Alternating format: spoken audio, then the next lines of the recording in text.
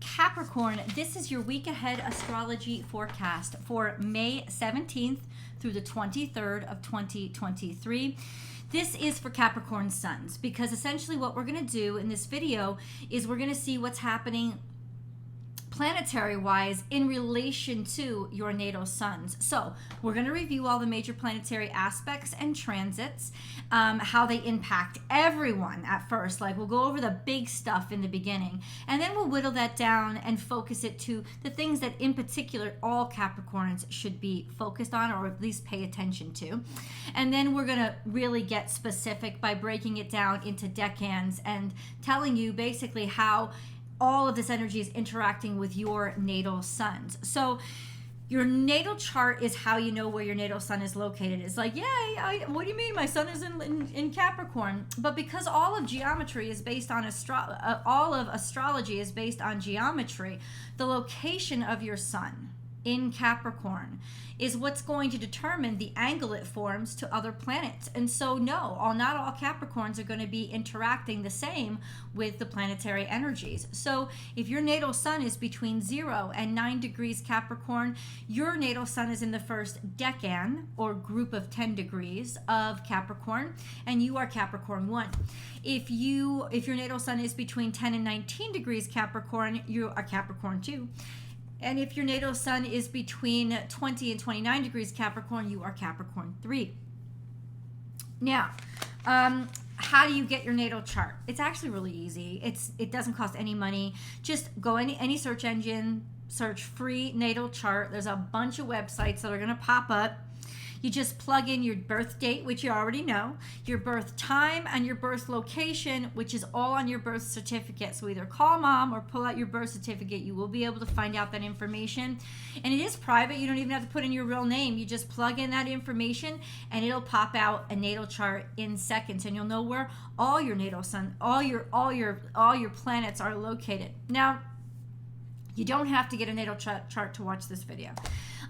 All you really need is to know your birth date, because I will be telling you what the correlating dates are to the decans, and so at least that's an estimate, but I think the most accurate way is always to get the natal chart. So let's dive into the big stuff, and there is a lot of beautiful stuff that's happening this week. I gotta say, I think we kind of released a lot on that full moon 2 weeks ago in Scorpio. I think it really kind of diffused a lot of energy, and I think there's just a push forward, a push toward progress now. Let's look at the new moon on May 19th at 28 degrees Taurus. So the moon and the sun are going to be conjunct at 28 degrees Taurus. This is interesting because for the first time in about 3 years, now the new moons are coming after the full moons, because we had a double new moon. We had a double new moon in Aries last week. So, 2 weeks ago. Last season, I should say. This is really kind of beautiful energy right before the sun transits from Taurus. The next day, after the new moon, the sun will enter Gemini on the 20th.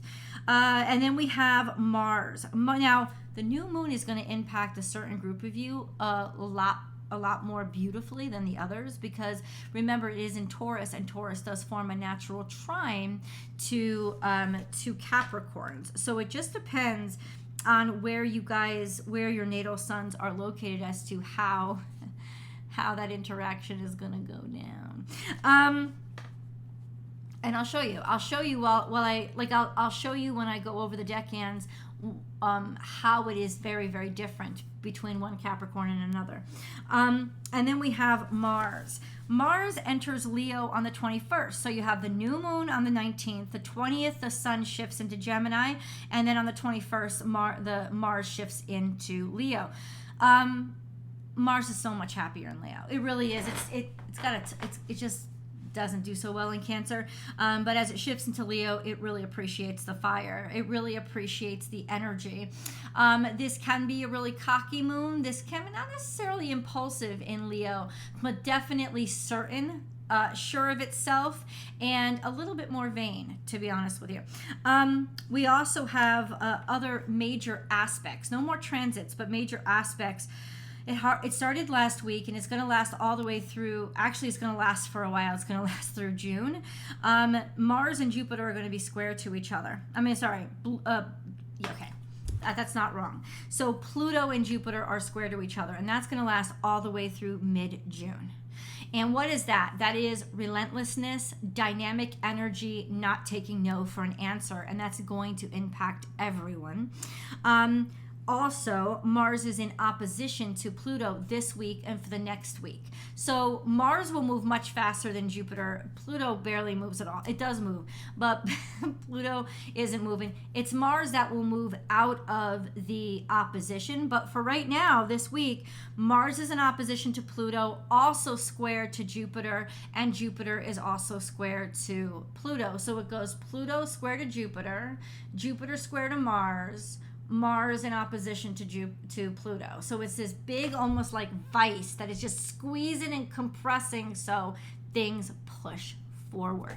I think we're really lucky that Pluto is in retrograde right now because it makes it a little bit more almost distracted because it's rooting up things. It's searching for things now, so it's not so reactionary. And then we have Venus. Venus is square to Chiron all week. And that is kind of a tough energy for everybody. It's just an energy of questioning your self-worth and feeling really injured when it comes to how beautiful you feel, how attractive you feel, your confidence in your aesthetics, or somehow suffering that you've been through or difficulties with money and finance. All those things can be coming up with Venus square Chiron, but it'll impact some people more than others, and we'll definitely go over that. So Capricorn, let's double down into what has happened prior to this week, because it's only, I think, the 15th and 16th that this happened. The 15th, Mercury came out of retrograde, so it is posting direct now, though it's not moving as fast as Mercury does. It is starting to move forward.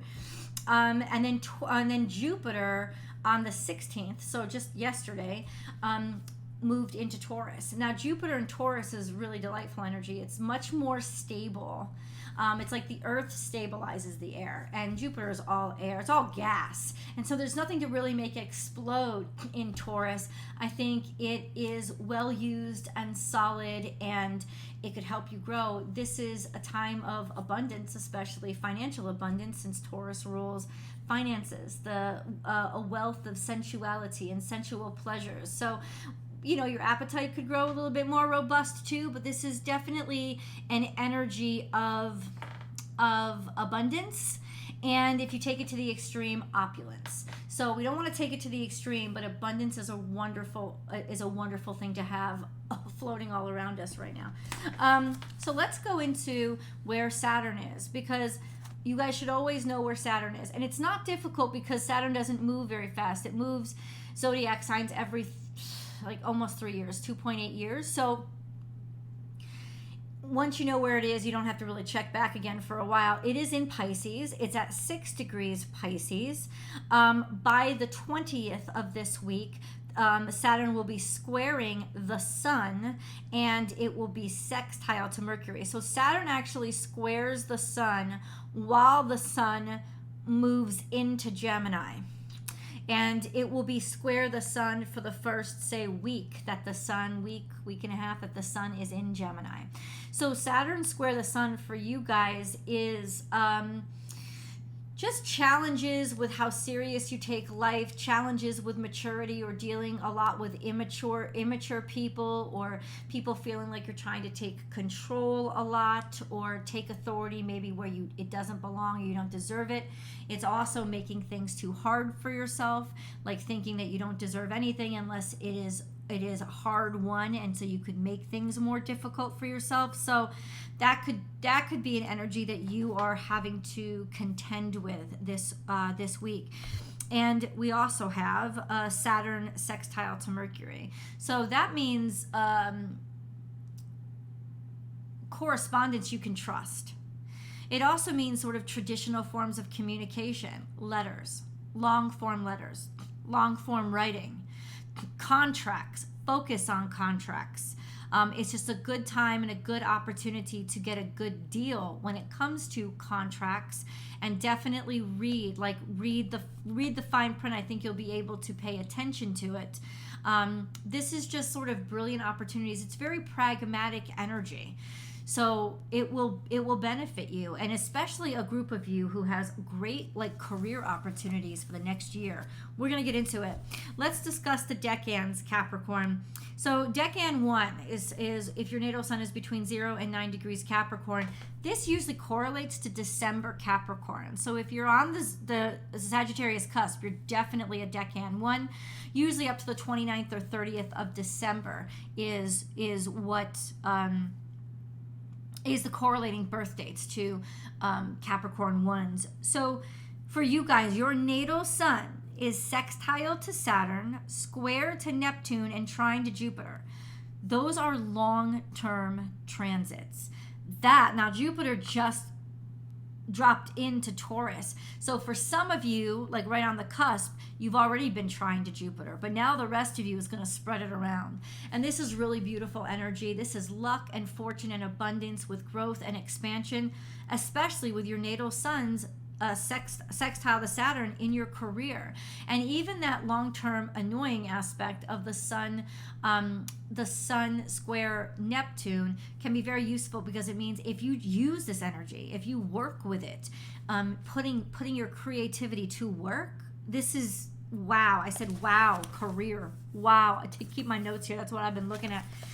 Wow. And it gives you long enough, since these are long-term aspects, it gives you long enough to build upon it, to develop things, to actually expand and grow. It's not like a quick turnaround with the inner planets. Though I think Jupiter and Saturn are technically considered inner planets, but these are slower moving planets. And so you'll have the time to work with the abundance and the opportunities that these aspects provide your natal sun. On 5/22, the moon will be in direct opposition to your natal sun's Capricorn. So what does that mean? It's only for one day, but this will be the 22nd, will be kind of more emotional day, but it's time. It's almost like your very own full moon. It's time to release. It's just time to let yourself purge. And so if you're more emotional than usual, let yourself be. You're supposed to be.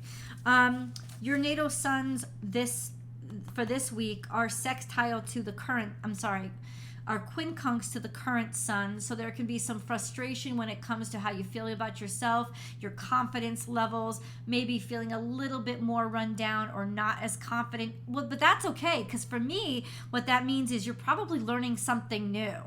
And so you might feel self-conscious, but there's still so much opportunity for growth.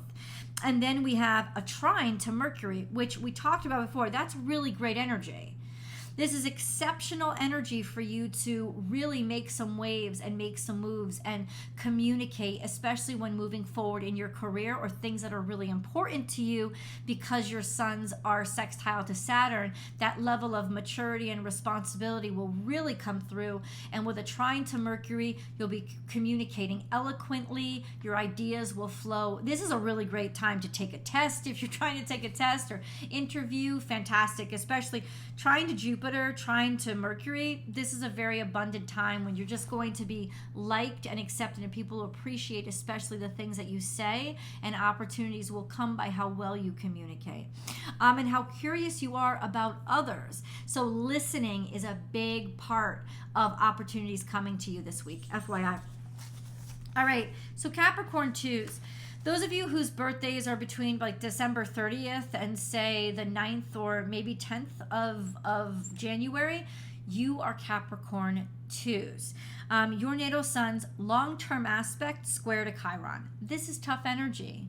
You're struggling with yourself, maybe struggling with self-esteem, struggling to confront and have to face different kinds of traumas or sufferings or sadness that you went through in the past, even physical ailments, since Chiron is is in Aries. So this is a long-term transit. You'll be dealing with it for another couple of years. This is a great time to focus on especially your physical health and focusing on those things and taking seriously those things that are bothering you or bugging you because they're trying to teach you something. This week also, long-term transit, your natal suns are trine to Uranus. So that's really brilliant energy, and it will help out with that square to Chiron because it will help you, understand what's happening, what's going on, want to think about how to innovate and solve and fix those problems. So that's really helpful energy. This week, though, your natal suns are in opposition to Venus. So Venus is in Cancer now. Opposition to Venus, what does that mean? Yes, there could be just when your natal sun is opposite Venus, it's almost like low self-esteem, kind of not feeling as confident. It's kind of compromised self-confidence or compromised sense of your own personal value. It could be money conflicts or issues. It's not a great time to spend too much. This is not a great time to sign a contract or make a big purchase, a large ticket, like an expensive purchase. Don't do it. It's not a great time to do your hair over or change anything aesthetic about yourself. And you won't really, under this energy, if you're dating, you won't find anybody this week. It just won't really gel. Now, it'll only last a week, so it's not that big of a deal, but there is kind of a churning that you're going to be having to deal with this week, just FYI. And since Venus is in Cancer, it could hit home. It could feel like it's coming from your family, your spouse, etc.